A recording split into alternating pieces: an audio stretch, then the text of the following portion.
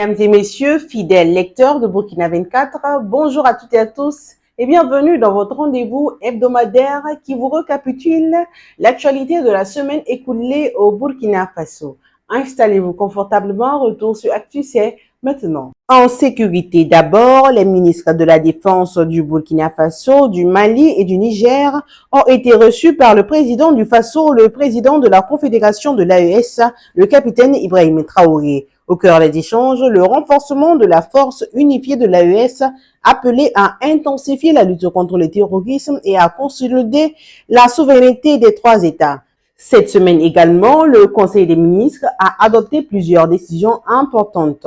Le gouvernement annonce une croissance économique de 5,3% en 2025 et une forte réduction du déficit budgétaire. Il a aussi autorisé l'exploitation de la mine d'or de Bouboulou détenue à 100% par l'État avec plus de 7 tonnes d'or attendues chaque année et près de 1200 emplois annoncés. Toujours dans le domaine de la sécurité, 3 officiers supérieurs ont été élevés au grade de général afin de renforcer le haut commandement des forces armées nationales. Il s'agit de Moussa Diallo, général de division, et de Théophile Nikiema et Ismaël Kiswentida Swampa Diawari, général de brigade. Dans la lutte contre la fraude, les douanes ont saisi 45 000 feuilles de tôle dissimulées dans 6 camions en provenance du Ghana, évitant ainsi un important manque à gagner pour les caisses de l'État.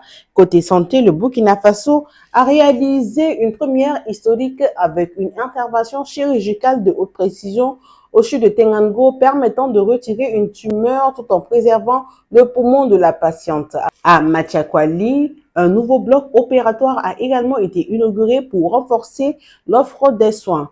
Le ministère de la Santé a par ailleurs rappelé qu'aucun patient en urgence ne doit être refusé sans évaluation médicale. Sur le chantier de l'autoroute Ouagadougou-Populasso, la brigade Laballe a surpris des orpailleurs clandestins en pleine exploitation illégale. Interpellés, ils ont été soumis à des travaux d'intérêt général. En circulation, la vidéo-verbalisation entrera en vigueur à Ouagadougou dès le 1er août pour sanctionner notamment les excès de vitesse, l'usage du téléphone au volant, le non-port de la ceinture de sécurité et le non-respect des feux tricolores. La police municipale a également lancé une répression contre les conducteurs qui ne respectent pas les pistes cyclables. Enfin, pour protéger le pouvoir d'achat des consommateurs, le gouvernement a plafonné le prix du plateau de 30 œufs à 3 000 francs CFA sur toute l'étendue du territoire. Et c'était tout pour Retour sur Actu. Merci de nous avoir suivis. On se retrouve la semaine prochaine pour un nouveau tour d'horizon. Merci à toutes. Excellente suite de programme et que Dieu bénisse le Burkina Faso.